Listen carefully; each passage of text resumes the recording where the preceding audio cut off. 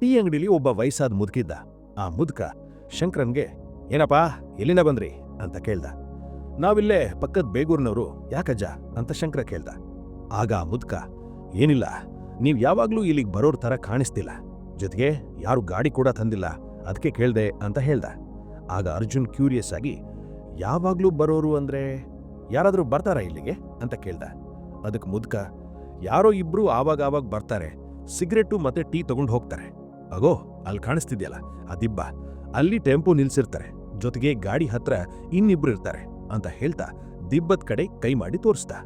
ಅದು ಬೇರೆ ಯಾವುದೂ ಅಲ್ಲ, ಆ ಸೊರಂಗದ ಎಂಡ್ ಪಾಯಿಂಟ್ ಆಗಿತ್ತು.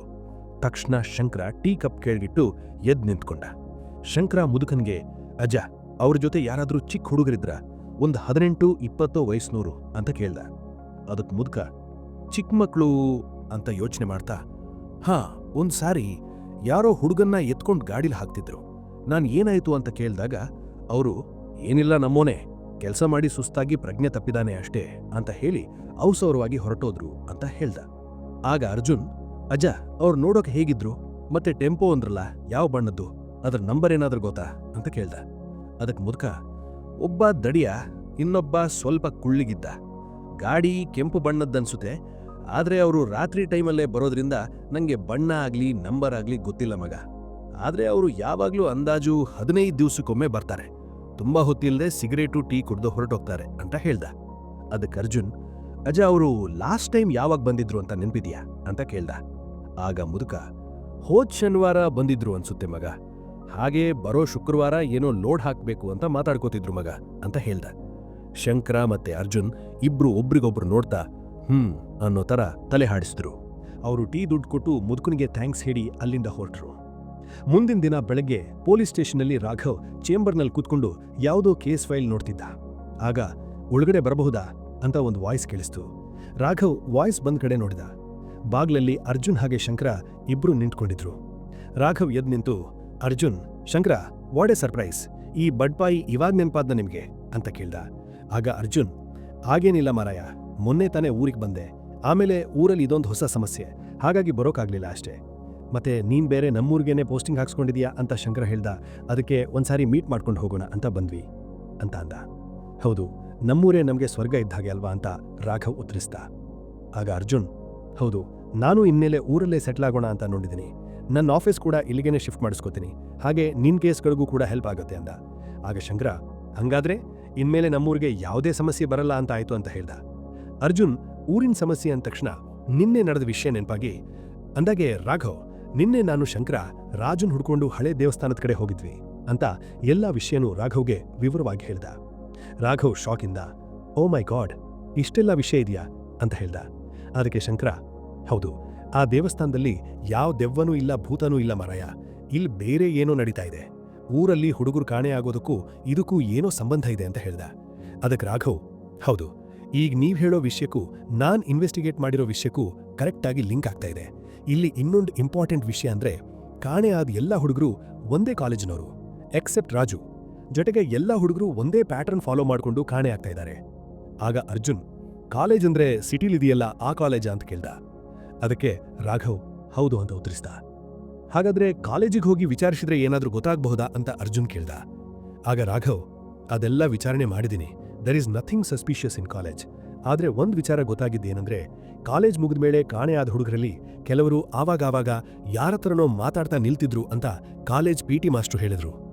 ಆಗ ಶಂಕರ ಆದ್ರೆ ನಮ್ ರಾಜು ಸೇಮ್ ಕಾಲೇಜ್ ಅಲ್ಲ, ಆದ್ರೆ ಬೇರೆ ಹುಡುಗರೆಲ್ಲ ಅವನ್ ಫ್ರೆಂಡ್ಸ್ ಅಂತ ಹೇಳ್ದ.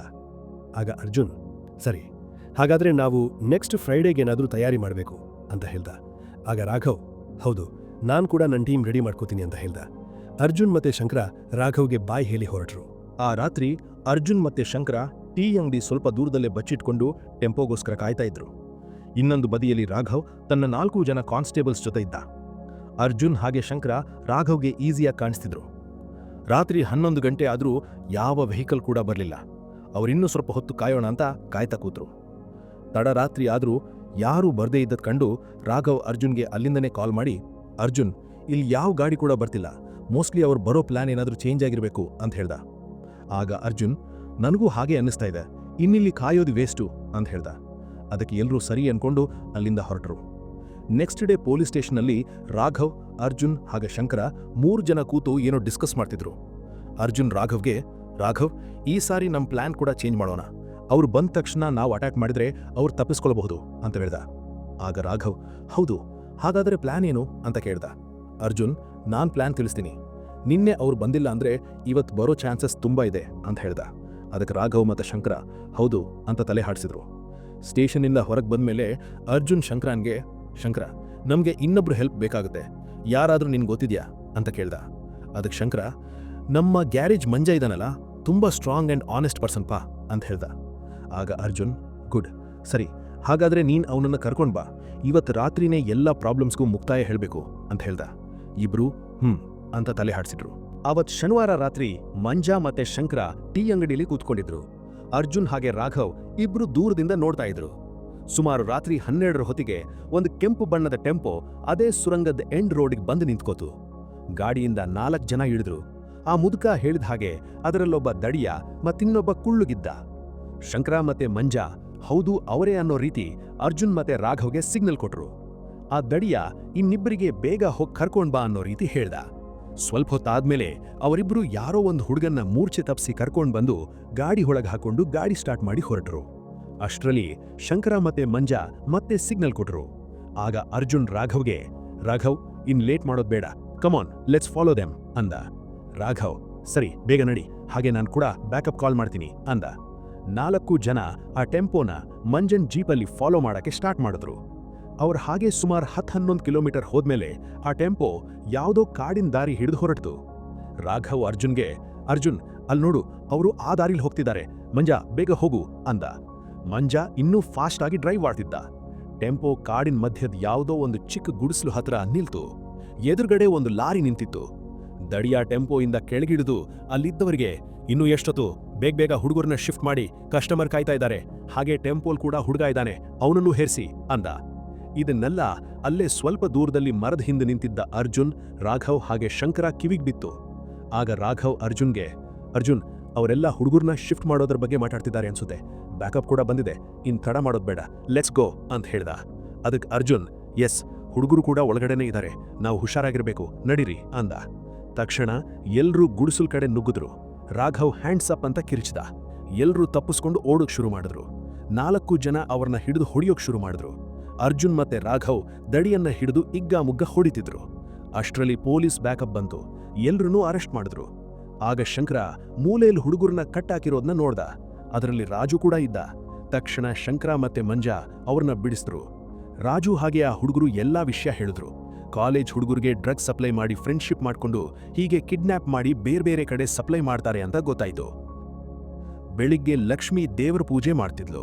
ಆಗ ಅಮ್ಮ ಅಂತ ಧ್ವನಿ ಕೇಳಿಸ್ತು. ಲಕ್ಷ್ಮಿ ತಿರುಗಿ ನೋಡಿದಾಗ ಬಾಗ್ಲಲ್ಲಿ ರಾಜು ಜೊತೆ ಶಂಕರ, ಅರ್ಜುನ್ ಮತ್ತೆ ರಾಘವ್ ನಿಂತಿದ್ರು. ಲಕ್ಷ್ಮಿ ಓಡ್ ಬಂದು ರಾಜುನ ತಪ್ಕೊಂಡ್ಲು. ಆಗ ಶಂಕರ ಲಕ್ಷ್ಮಿಗೆ, ಲಕ್ಷ್ಮಿ, ಅರ್ಜುನ್ ಮತ್ತೆ ರಾಘವ್ ಇಲ್ದಿದ್ರೆ ನಮ್ ರಾಜು ಸಿಕ್ತಿರ್ಲಿಲ್ಲ ಅಂತ ಹೇಳ್ದ. ಲಕ್ಷ್ಮಿ ಇಬ್ರಿಗೂ ಧನ್ಯವಾದ ತಿಳಿಸ್ಲು. ಎಲ್ರೂ ಅರ್ಜುನ್, ರಾಘವ್ ಹಾಗೆ ಶಂಕರ ಹಾಗೆ ಖುಷಿಯಿಂದ ಮಾತಾಡ್ತಾ ಹೊರಗೆ ನಡೆದ್ರು. ರಾಘವ್ ಅರ್ಜುನ್ಗೆ, ಮತ್ತೇನಪ್ಪ, ಯಾವಾಗ ಶಿಫ್ಟ್ ಮಾಡ್ತೀಯಾ ಆಫೀಸ್ನ ಊರ್ಗೆ ಅಂದ.